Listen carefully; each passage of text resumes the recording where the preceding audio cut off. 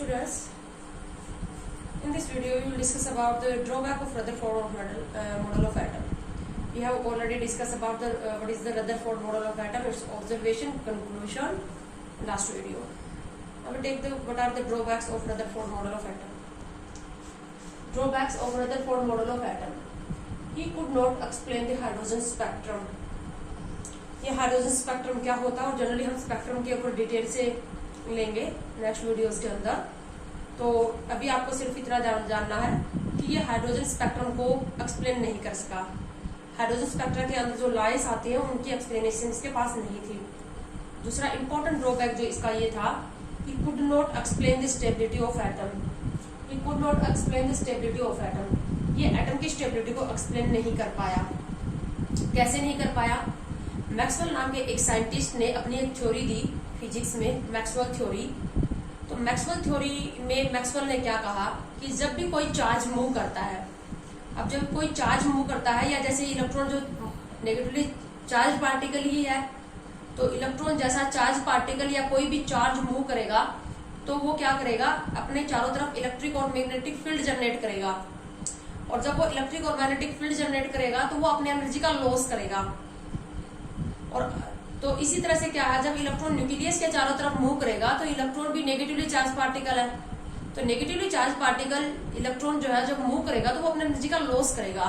और अगर वो अपनी एनर्जी का लॉस करेगा तो वो फाइनली धीरे धीरे उसका पाथ क्या हो जाएगा, उसकी पाथ की रेडियस कम होती जाएगी और वो फाइनली न्यूक्लियस के अंदर गिर जाएगा। यानी कि इस तरह से तो एटम क्या हो जाएगा, अनस्टेबल, एटम एग्जिस्ट ही नहीं करेगा।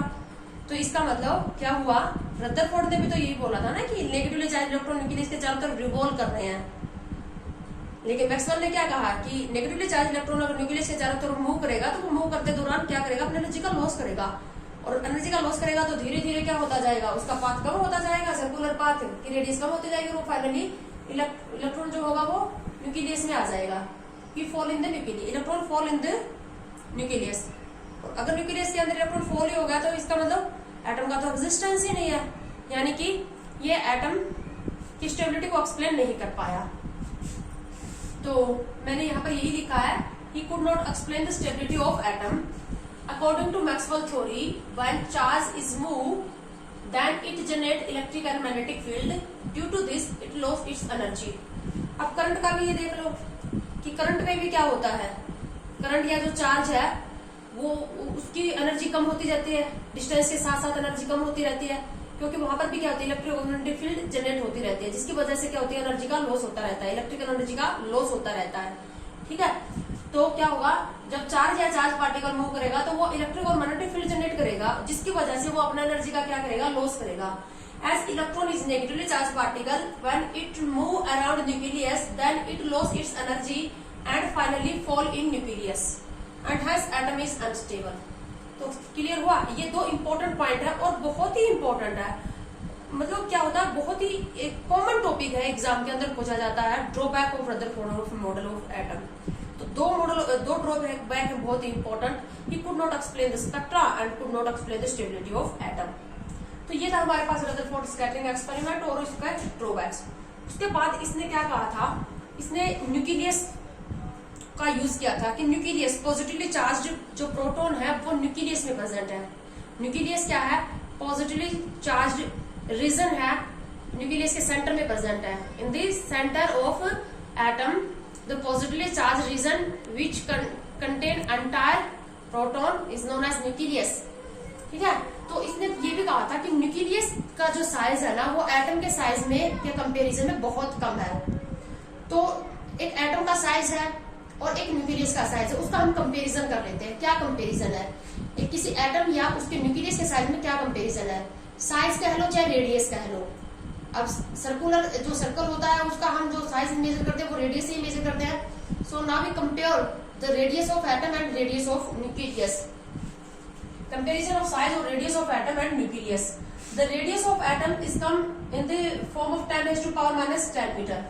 जो रेंज आती है किसी भी एटम की जो रेंज होती है वो 10 raised to power minus 10 metre की होती है। सॉरी, और न्यूक्लियस की जो रेडियस होती है वो 10 raised to power minus 15 metre होती है। जो एटम की जो रेडियस है वो किस रेंज में आती है, 10 raised to power minus 10 metre में, और न्यूक्लियस की जो रेडियस आती है वो किस सी रेंज में आती है 10⁻⁻15 मीटर में। ठीक है, तो अगर हम इनका कंपेरिजन कर रहे हैं तो हम रेशियो ले लेते हैं रेडियस ऑफ एटम और रेडियस ऑफ न्यूक्लियस। 10⁻10 अपॉन 10⁻15, तो ये क्या आ जाएगा 10⁵ मीटर। 10⁵ मीटर का मतलब 1 lakh metre. So radius of atom और size of atom is 1 lakh times the size और रेडियस ऑफ न्यूक्लियस। एक एटम का जो साइज है, जो रेडियस है, वो 1 लाख टाइम ज्यादा है एक न्यूक्लियस के साइज से या रेडियस से। इसका कंपैरिजन हम ऐसे कर सकते हैं, जैसे हमारे पास 5 किलोमीटर कोई फुटबॉल ग्राउंड है और उसमें एक फुटबॉल रखा हुआ है। एक 5 किलोमीटर लंबा चौड़ा हमारे पास क्या है, फुटबॉल ग्राउंड है और उसमें फुटबॉल रखा, तो वो फुटबॉल क्या है, फुटबॉल के जितना साइज किसका, न्यूक्लियस का, और वो ग्राउंड किसका साइज क्या है, इसके जितना, ग्राउंड के जितना साइज किसका है, एटम का। ये कंपैरिजन आपको याद रखना है। Radius of atom is equal to 10⁵ times greater than the radius of nucleus. अब एक बात और, यहाँ पर कुछ यहाँ पर रिलेशनशिप आपको पहले भी पता होंगे। 1 नैनोमीटर जो होता है वो 10⁻⁹ मीटर के इक्वल होता है। 1 एंगस्ट्रॉम 10⁻⁻10 मीटर के इक्वल होता है। और 1 फेम्टोमीटर जो होता है, 1 फर्मी मीटर भी कह सकते हो इसको, 1 फर्मी इंटू 10⁻15 मीटर के इक्वल होता है। और न्यूक्लियस का जो साइज है वो भी 10⁻15 ही है, इसीलिए फर्मी एक यूनिट यूज की जाती है। तो कई बार पूछ लिया जाता है कि न्यूक्लियस का साइज मेजर करने के लिए कौन सी यूनिट यूज की जाती है, फर्मी। तो इस वीडियो में बेटा हम इतना ही लेंगे, हम नेक्स्ट वीडियो में लेंगे। सॉरी बेटा, वीडियो छोटी हुई थी, अभी वीडियो का एंड नहीं हुआ है ये, तो आगे का टॉपिक लेते हैं हम। अभी हमने क्या किया था, एटम के रेडियस और न्यूक्लियस के रेडियस में कंपैरिजन किया था। तो जो न्यूक्लियस की जो रेडियस होती है वो 10⁻15 मीटर होती है और एटम की जो रेडियस होती है वो 10⁻10 मीटर होती है। साइज कह लो या रेडियस कह लो। तो हमने कंपैरिजन क्या कंक्लूजन निकाला था, एक एटम का जो साइज है वो 1 लाख टाइम ग्रेटर है साइज ऑफ न्यूक्लियस से। Now we do the comparison of volume of the nucleus and volume of atom. अब हम वॉल्यूम में कंपैरिजन कर रहे हैं, एटम और न्यूक्लियस के वॉल्यूम में।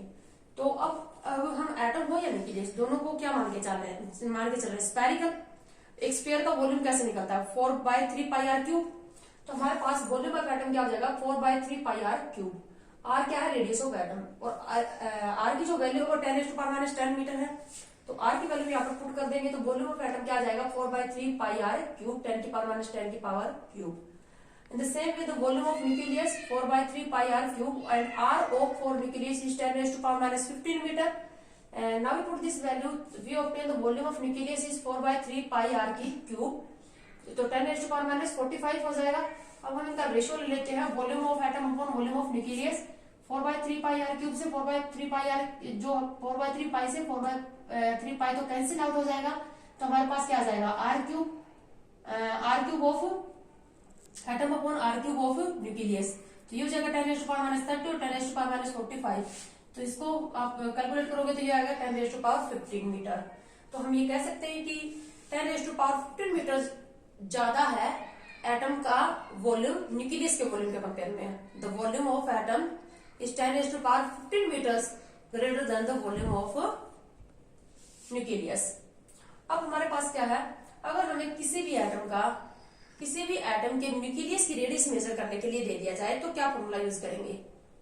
हमें जैसे एल्यूमिनियम, मैग्नीशियम, सोडियम कोई भी एटम दे दिया जाए, calculate the radius of nucleus of any atom.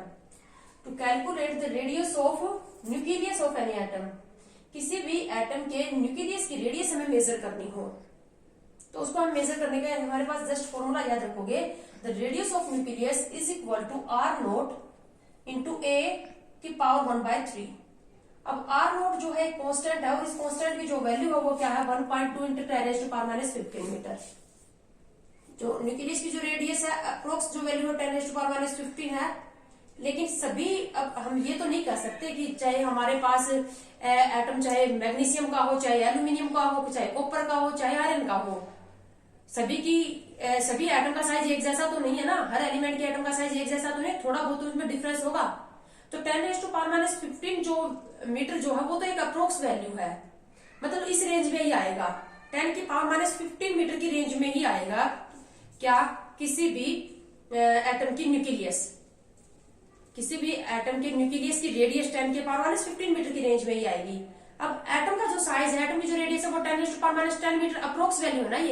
ये तो है नहीं कि हमारे पास किसी भी एलिमेंट का एटम हो हमेशा उसका जो साइज आएगा वो एग्जैक्ट 10⁻10 मीटर ही आएगा, लेकिन आएगा 10⁻10 मीटर की रेंज में ही, लेकिन डिफरेंस तो होगा ना। तो इसी तरह से क्या है, अलग अलग एटम्स, अलग अलग एलिमेंट के एटम का साइज अलग अलग है, उनके न्यूक्लियस का साइज भी अलग है। तो किसी भी एटम के, किसी भी एलिमेंट का एटम दे दिया जाए और उसके न्यूक्लियस की हमें रेडियस मेजर करनी हो तो ये फॉर्मूला हम यहाँ पर लगाएंगे। The radius of nucleus is equal to size of nucleus या रेडियस ऑफ न्यूक्लियस, एक ही बात है। आर नॉट एक कांस्टेंट और इसकी वैल्यू कितनी रहेगी 1.2 इंटू 10⁻15 मीटर, और ए क्या है, मास नंबर है, और मास नंबर की पावर 1/3 हो जाएगी। अब जैसे हमारे पास एक छोटा सा एग्जांपल है, calculate the radius of nucleus of aluminium atom. Aluminium atom के न्यूक्लियस की रेडियस हमें कैलकुलेट करनी है। मास नंबर है एल्यूमिनियम का 27।